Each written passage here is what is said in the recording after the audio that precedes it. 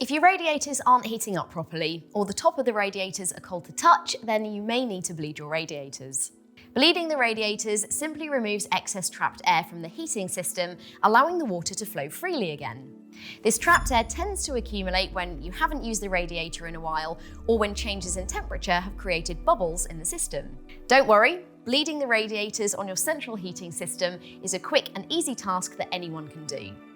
Here, we pulled together some easy steps to get you going. All you'll need are two things: an old cloth to catch any escaping water and a radiator bleed key. Now, it's really important to make sure that your heating is off and the radiators are cold before you get started. If you're bleeding more than one radiator in the system, then start with the ones furthest away from your boiler and work inwards. If you have more than one floor, preferably start bleeding the radiators on the ground floor, working your way up to the highest radiator. Before you start bleeding your radiator valves, let's protect the floors and carpets from any radiator water spillages by placing the cloth underneath the valve opening. Holding the cloth underneath, insert the radiator bleed key into the valve.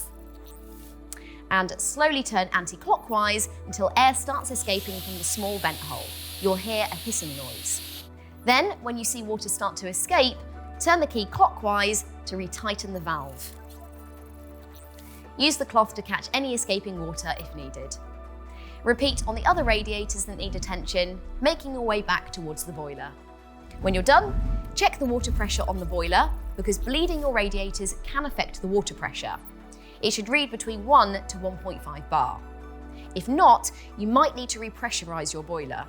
Click on the link below to find out how to do this.